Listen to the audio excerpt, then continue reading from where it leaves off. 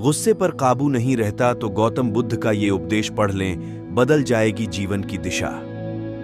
Life में successful होना ही सब कुछ नहीं होता है, लोगों के साथ मिलजुल कर जीवन जीना भी जरूरी होता है। गौतम बुद्ध के ऐसे ही 5 उपदेश देते हैं जीवन को सही तरीके से जीने की सीख।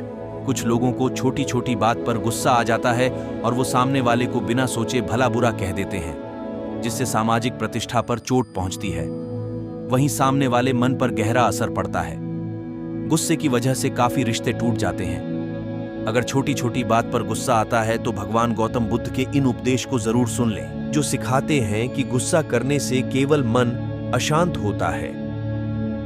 यही नहीं, गौतम बुद्ध के ऐसे ही 5 उपदेश जीवन को शांतिपूर्ण और दूसरों के साथ मिलजुल कर बिताने की प्रेरणा देते हैं। अगर आपकी दूसरों से नहीं बनती तो इन उपदेश को जरूर वीडियो को पूरा देख लें। पहला, क्रोध करने से बचें। गौतम बुद्ध कहते हैं कि क्रोध ऐसी अग्नि है जिसमें क्रोध करने वाला खुद भी जलता है और दूसरों को भी जलाता है। गुस्सा इंसान का सबसे बड़ा दुश्मन होता है। दूसरा, नफरत करने से बचें। गौतम बुद्ध कहते हैं कि नफरत और घृणा को केवल प्रेम से ही खत्म किया जा सकता है। अगर आपसे कोई नफरत करता है तो बदले में नफरत न करें, बल्कि उसकी तरफ प्रेम का हाथ बढ़ाएं। इसी से आपसी नफरत खत्म होगी। तीसरा, सबको अपने बराबर समझें। हर किसी को अपने समान समझना चाहिए। जिस तरह से आपको दूसरों की कहीं बुरा बातें तकलीफ देती हैं, उसी तरह से आपकी कहीं बुरी बातें भी दूसरे को तकलीफ दे सकती हैं।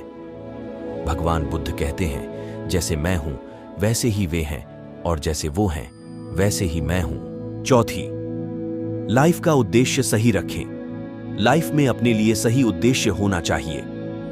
सक्सेसफुल होने के लिए दूसरे का नुकसान करने की भावना मन में नहीं होनी चाहिए। सही और सच्चे रास्ते पर चलकर ही सक्सेसफुल होना चाहिए। गौतम बुद्ध कहते हैं कि जीवन में किसी उद्देश्य तक पहुंचने ज्यादा महत्वपूर्ण उस यात्रा को अच्छे से संपन्न करना होता है। और पांचवी, आत्मनियंत्रण जरूरी है। गौतम बुद्ध कहते हैं कि स्वयं पर विजय जरूरी है। इसका मतलब है कि लाइफ में आगे बढ़ने के लिए खुद पर नियंत्रण रखना जरूरी होता है, तभी लाइफ में सक्सेसफुल हो सकते हैं।